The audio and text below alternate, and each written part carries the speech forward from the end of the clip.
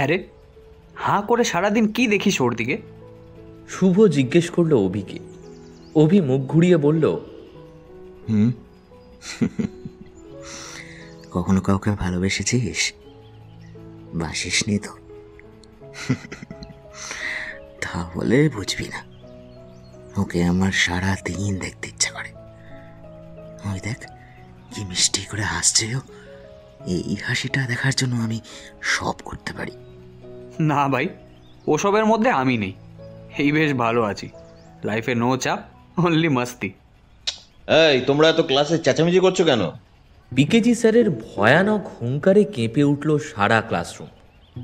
আসলে যতটা কঠিন স্যারের গলার আওয়াজ, মানুষটি কিন্তু ঠিক ততটাই নরম। ওদের সবচেয়ে প্রিয় টিচার পুরো ডিপার্টমেন্টে কিন্তু এই বিকেজি স্যারই। স্যারও খুব ভালোবাসেন তার ছাত্রছাত্রীদের।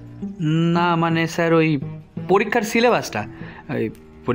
সিলেবাসটা জিজ্ঞেস করছিলাম আর কি স্যার। বাহ, আর তুমি অভিরূপ? অভি বেশ কনফিডেন্সের সঙ্গেই বলল, আমি তো পড়াই শুনছিলাম স্যার। তাই? বাহ, খুব ভালো। তো বলো তো, এক্ষুনি আমি কি পড়ালাম? ওই তো ডিএনএ গাইডেজেল রেপ্লিকেশন ফর্ক তৈরি করলো। ব্যাস, ক্লাসে সবাই এমন হেসে উঠল যেন অভি কোনো ননভেজ জোকস বলেছে। এই অমিতাভ, আমি কি আজ রেপ্লিকেশন পড়াচ্ছি? না স্যার, ট্রান্সক্রিপশন। অমিতাভের ছোট্ট উত্তর। আবার হাসির রোল উঠল সারা ক্লাসে। এটা নতুন কিছু না, প্রায়ই ওরা দুজন ক্লাসে সবার হাসির খোরাক হয়ে ওঠে। অভি মেঘার দিকে তাকালো আবার। মেঘা হাসছে, প্রাণ খুলে হাসছে। মেঘা, তোকে হাসানোর জন্য এভাবেই আমি সারা জীবন জোগাড় থাকতেও রাজি।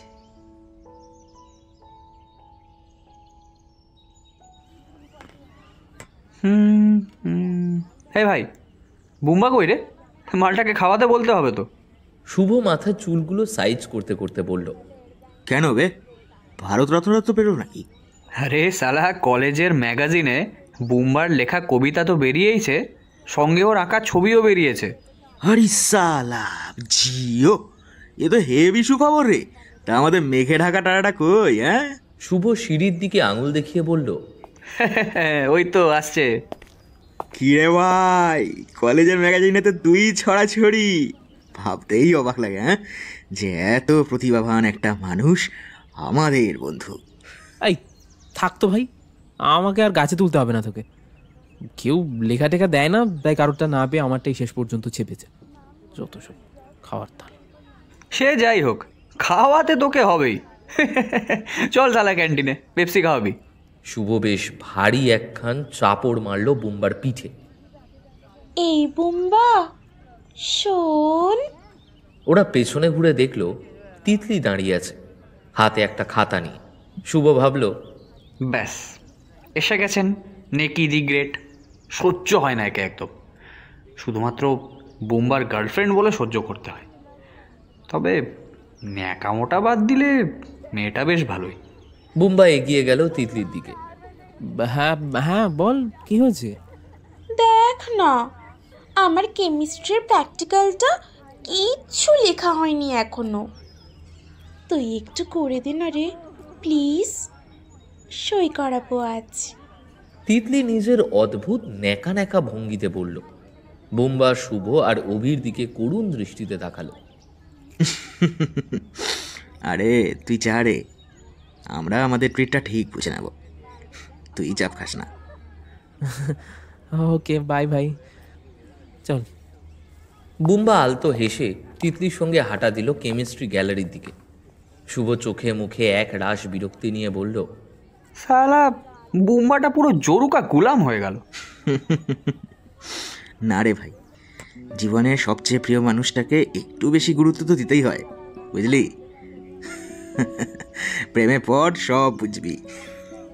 হয়তো তাই, তবে আমার কাছে ভালোবাসাটা অনেক বড় রে। একসঙ্গে ঘোরা, ফুচকা খাওয়া, ভিক্টোরিয়ায় বসে একে অপরের ঠোঁট ভিজিয়ে দেওয়াটাই ভালোবাসা নয়। ভালোবাসাটা একটা অনুভূতি, যেটা অমর, যেটা একে অপরের চেয়ে বহু দূরে থাকলেও এতটাই প্রবল যতটা কাছাকাছি থাকলে। শুভর কাছে এই ধরনের কথাগুলো শুনলেই অভির মেঘনার কথা মনে পড়ে। সত্যি এমন অনুভূতি তো অভির হয় মেঘনার জন্য, কিন্তু মেঘা কি বুঝবে অভির ভালোবাসা কোনোদিন? কিরে, কি ভাবছিস? চল এসডির ক্লাসটা করে আসি। ও হ্যাঁ, চল যাই।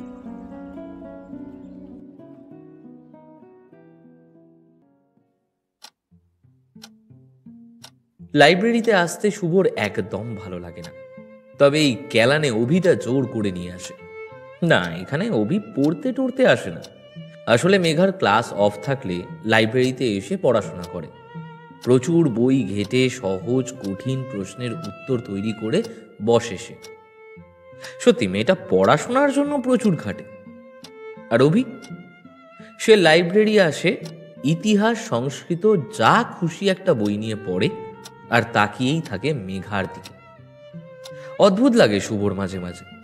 মেঘা কি কিচ্ছু বোঝে না, নাকি বুঝেও না বোঝার ভান করে? এই মেঘা, এত পড়িস না, পাগলি হয়ে যাবি।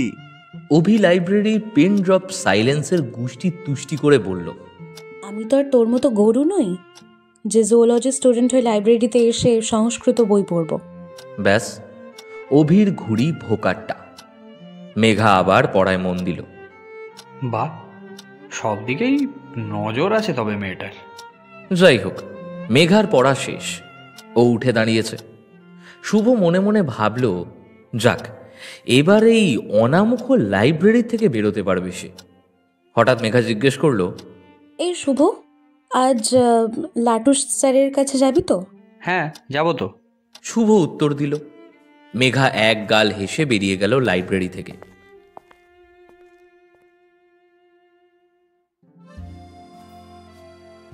লাটু স্যারের কাছে ওরা সবাই আসে প্র্যাকটিক্যাল শিখতে। না, অভি আসে না। ওকে অনেকবার বলেছিল শুভ ভর্তি হতে, কিন্তু অভি ভর্তি হয়নি। বলেছে কলেজে যা করায় তাতেই নাকি ওর হয়ে যাবে। ক্লাসরুম বলতে যা বোঝায় এটা ঠিক তা নয়। একটা লম্বা ঘর, যার দুধারে এপার থেকে ওপার বেঞ্চ পাতা, যেখানে বসে সবাই প্র্যাকটিক্যাল করে। স্যাঁতস্যাঁতে অন্ধকার মতো ঘরটি আষ্টে গন্ধে ভরা। ভাগ্যিস অভি ভর্তি হয়নি। ওজা পিটপিটে এই শামুক আরশোলার নাড়ি ভুড়ি ঘাঁটতে হলে ও শিওর পটল তুলত। আর অমিতাভ, ও বলে এই আষ্টে গন্ধ, স্যাঁতস্যাঁতে ঘর, আরশোলা এই সবই নাকি ওর স্বর্গ। সারাদিন ওর নাকি এগুলো নিয়েই থাকতে ইচ্ছে করে। সত্যি এদেরই হবে। এসব আকাশ পাতাল ভাবতে ভাবতে শুভর পাইলার নার্ভাস সিস্টেম পুরো খিচুড়ি হয়ে গেছে। স্যার দেখলে আবার খিস্তি দেবে। তার চেয়ে স্যারের চোখের আড়ালে মালপত্র সব ডাস্টবিনে চালান করাটাই বুদ্ধিমানের কাজ হবে। যেমন ভাবা ঠিক তেমন কাজ। সব ফেলে টেলে দিয়ে হাত ইনস্ট্রুমেন্ট ধুয়ে টুয়ে শুভ বাইরে চলে এলো। না, এখন বাড়ি যাবে না, মেঘার জন্য অপেক্ষা করবে। আজ ওর সঙ্গে শুভর খুব দরকারি কিছু কথা আছে। বেশ কিছুক্ষণ অপেক্ষা করার পর মেঘা বেরোলো। ওই মেঘা, শোন। শুভ ডাকলো মেঘাকে। মেঘা নিজের কিটোটাই পায়ে গলাতে গলাতে বলল, হ্যাঁ বল। না, অ্যাকচুয়ালি তোর সঙ্গে কিছু কথা আছে। আরে সেটাই তো বলতে বলছি। বলছি, আগে তুই বল, তোর আপাতত কোনো তাড়া নেই তো? না, সেরকম তারা নেই। তুই বকে ফেল, কি বকবি? আসলে কথাটা ঠিক আমার সম্বন্ধে নয়, অভির সম্বন্ধে। কি কথা? অ্যাকচুয়ালি অভি তোকে খুব ভালোবাসে। জানি। হ্যাঁ, তাহলে তোর কি মনে হয় না যে তোরও ওকে ভালোবাসা উচিত? কখনোই না, ও ঠিক আমার টাইপের ছেলে নয়। কিন্তু তুই তো সিঙ্গেল মেঘা। তো তাই বলে যার তার সঙ্গে প্রেম করব নাকি? হ্যাঁ, যার তার সঙ্গে কি রে? ও তো আমাদের অভি, তোর বন্ধু। হ্যাঁ বন্ধু, ব্যাস ওইটুকুই, তার থেকে বেশি কিছুই না। কিন্তু থাক শুভ, আমি এই ব্যাপারে আর কথা বলতে চাই না। তুই বাড়ি যা এবার, আমিও চললাম। টাটা। বলেই মেঘা প্রায় ঝড়ের বেগে বেরিয়ে গেল সেখান থেকে।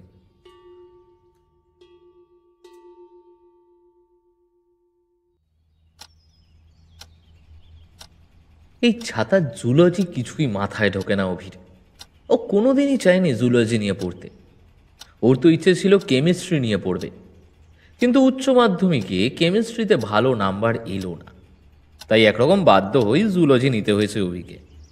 বই খাতাগুলোকে গুছিয়ে একপাশে সরিয়ে রাখলো অভি। আর পড়তে ইচ্ছা করছে না এখন।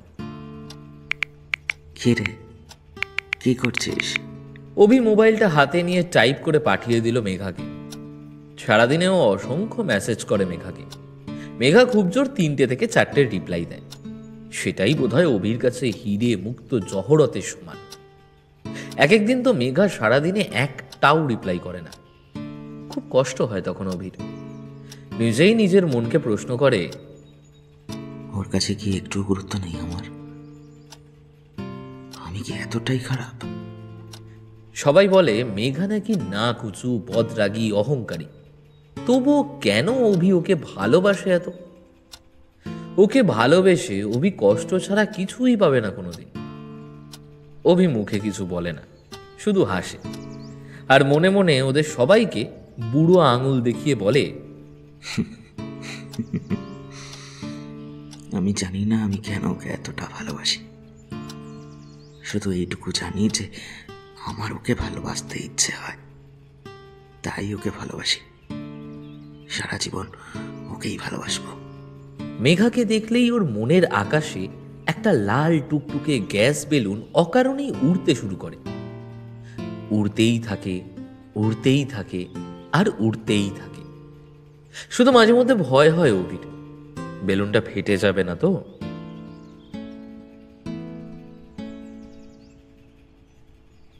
অভি, এই অভি, শুভ এসেছে, তোকে ডাকছে। মায়ের ডাকে সম্বিত ফিরল অভির। ওকে ভেতরে আসতে বলো মা। কিছুক্ষণ পরে শুভ ঘরে ঢুকলো। চল তো একটু ঘুরে আসি। ভালো লাগছে না রে শুভ। অ্যাকচুয়ালি কিছু কথা বলার আছে তোর সাথে। আরে এখানেই বল না, কোনো চাপ নেই। মা তো রান্না করে। তুই মেঘাকে ভুলে যা। ও তোকে ভালোবাসে না, আর বাসবেও না কোনো দিন। হঠাৎ এসব বলছিস কেন? কাল লাট্টু স্যারের ক্লাসে মেঘাকে আমি তোর কথা বললাম, কিন্তু কি নিষ্ঠুর মাইরি, বলে কিনা যার তার সঙ্গে প্রেম করতে পারবো না। তুই নাকি ওর টাইপের ছেলেই না। শুভর কথা শুনে প্রচণ্ড মাথা গরম হলো অভির। রাগে মাথার ভিতরে যেন আগুন জ্বলতে লাগলো। অভি বুঝতে পারছে না যে কার ওপর এত রাগ হচ্ছে, মেঘার ওপর, শুভর ওপর, নাকি নিজের ওপর। দিকবিদিক জ্ঞান শূন্য হয়ে শুভর গালে সজোরে একটা চড় বসিয়ে দিল অভি। সব কিছুতেই বাড়াবাড়ি না তোর? তোকে আমি বলেছিলাম ওর কাছে গিয়ে কিছু বলতে, তবে কেন গিয়েছিলি ওর কাছে? পাকামো যত, যা আমার চোখের সামনে থেকে দূর হয়ে যা, বেরিয়ে যা আমার বাড়ি থেকে। শুভ অবাক হয়ে গেল। অভি ওর গায়ে হাত তুলল। কষ্টে কিছু বলতে পারলো না শুভ। বুকের ভেতরটা কেমন যেন করতে লাগলো। ও বিছানা থেকে নেমে গুটি গুটি পায়ে ঘরের বাইরে চলে গেল।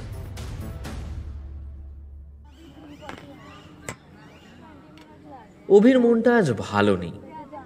সেদিন রাগের মাথায় শুভর গায়ে হাত তুলেছিল, তারপর থেকেই শুভর সঙ্গে ওর আর কথা হয়নি। ফোনটাও সুইচ অফ করে রেখেছে। কলেজও আসছে না, বাড়িতে যে ডাকতে যাবে সে উপায়ও নেই। কোন মুখে যাবে? এই হাত দিয়েই তো নিজের সবচেয়ে ভালো বন্ধুর গালে চড় মেরেছে। অভির ইচ্ছা করছে নিজের হাতটা ভেঙে গুড়িয়ে দিতে। বোম্বাটাই বাজে কোথায় কে জানে। এসব 7-5 ভাবতে ভাবতেই 3 তলার করিডোর দিয়ে হাঁটছিল অভি। হঠাৎ একটা দৃশ্য দেখে থমকে গেল। করিডোরের শেষ প্রান্তে কয়েকটি লক্ষর মার্কা ছেলে দাঁড়িয়ে মেঘাকে কিসব যেন বলছে। বোঝাই যাচ্ছে ইউনিয়নের মাল। মেঘাও আঙুল তুলে কিসব যেন বলছে ছেলেগুলোকে। এ কি, একটা ছেলে মেঘার হাত ধরে নিয়েছে। আজ 3 তলার করিডোরটা এত ফাঁকা কেন সেটাও তো বুঝতে পারছে না অভি। ছেলেটি মেঘার হাত ধরে টানতে টানতে সামনের ক্লাসরুমটা দিয়ে ভেতরে নিয়ে গেল। ধপ করে উঠল অভির বুকটা। ও প্রাণপণে ছুট দিল ওই রুমটির দিকে। দরজাটা বেজানো ছিল। জোরে একটা লাথি মেরে দরজাটা খুলে ফেলল অভি। দেখলো 4টে ছেলে দাঁড়িয়ে রয়েছে, এখনো একজন মেঘার হাত ধরে আছে। অভির এই আচমকা উপস্থিতিতে ওদের অবাকই করেছে। মেঘার হাত ধরে থাকা ছেলেটা দাঁতে দাঁত চেপে বলে উঠল, কে বে তুই? চল পড়ে এখান থেকে। শুয়োরের বাচ্চা, একলা মেয়ে পেয়ে ছেঁচড়ামি হচ্ছে, ছেড়ে দে ওকে। কেন, এ মালটা কি তোর বোন হয় নাকি? না বে শালা, বউ হয় আমার, বউ। বলেই এক ছুটে গিয়ে অভি ছেলেটির পেটে একটি ঘুষি মারল সজোরে। ছেলেটি দুটো হাতে পেট চেপে বসে পড়ল। মেঘাকে বলল, মেঘা তুই বাইরে যা। ছেলেগুলো মেঘাকে যেতে দিল, কারণ এখন ওদের সমস্ত মনোযোগ অভির ওপর গিয়ে পড়েছে। হিন্দি অথবা বাংলা সিনেমা হলে অভি ওদের 4 জনকে একাই মেরে পাট পাতা করে দিত, তবে বাস্তবে 4 জনকে মেরে শুটিয়ে দেওয়াটা একটু বাড়াবাড়ি রকমের অবাস্তব। যাই হোক, অনেক চেষ্টার পরও অভি ঠিক সুবিধে করে উঠতে পারল না। ওরা ওকে বেধড়ক মারল। অভি পড়ে গেল মাটিতে। ছেলেগুলো গোটা কয়েক খিস্তি দিয়ে বেরিয়ে গেল রুম দিয়ে। মেঘা অভির অবস্থা দেখে ছুটে গেল ওর কাছে। অভিকে দেখে আজ ওর বেশ কান্না পাচ্ছে। ও অভির মাথাটা নিজের কোলে তুলে নিয়ে বলল, কি রে তুই আমার জন্য এভাবে মার খেলি? এতটা ভালোবাসিস আমাকে? নিজের থেকেও বেশি। অভি এর চেয়ে বেশি কিছু বলতে পারল না তখন মেঘাকে। মেঘা অভির মাথাটা নিজের বুকের সঙ্গে জড়িয়ে ধরল। এক অদ্ভুত অনুভূতি হচ্ছে মেঘার। কেমন একটা ভালো লাগা, কেমন একটা টান টান অনুভব ও অভির প্রতি। কই এর আগে তো কখনো হয়নি মেঘার। তবে কি একেই ভালোবাসা বলে? ও কি তবে প্রেমে পড়ল আজ? কিছু প্রশ্নের উত্তর কিন্তু নিজেকেই বুঝে নিতে হয়। মেঘাও বুঝে নেবে, ঠিক বুঝে নেবে।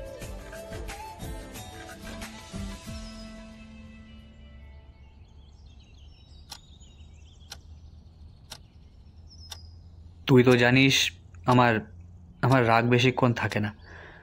তার উপর যখন শুনলাম তুই কেলানি খেয়ে হাত ভেঙেছিস, তখন ছুটে চলে এলাম। অভি নিজের প্লাস্টার করা হাতটাকে আলতো করে বালিশে ঠেকিয়ে রাখল। বলল, তাহলে তো ছেলেগুলোকে ধন্যবাদ জানাতে হয়। কিরে, কি বলিস? হ্যাঁ, সত্যি তোরা এই সিরিয়াস সময়ে যে কিভাবে মজা করিস বুঝি না। ওরা সবাই এখন অভির বাড়িতে।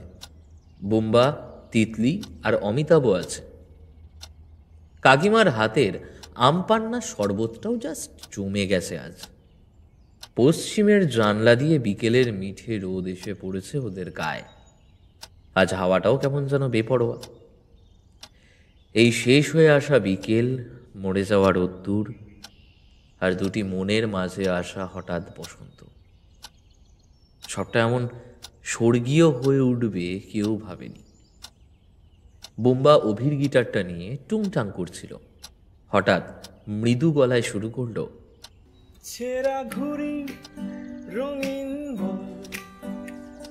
ভালোবাসা, বন্ধুত্ব, এই শব্দগুলি খুব ছোট, তবে এই শব্দগুলির মধ্যে থাকা অনুভূতিগুলো সত্যি খুব বড়। সবাই কিন্তু বোঝে না, কিন্তু যারা বোঝে তারাই পারে পাশে থাকতে, পারে হাতটা শক্ত করে ধরে রাখতে। কঠিন পরিস্থিতির মুখে দাঁড়িয়েও তারাই বলতে পারে, ভাবিস না, আমি আছি তো।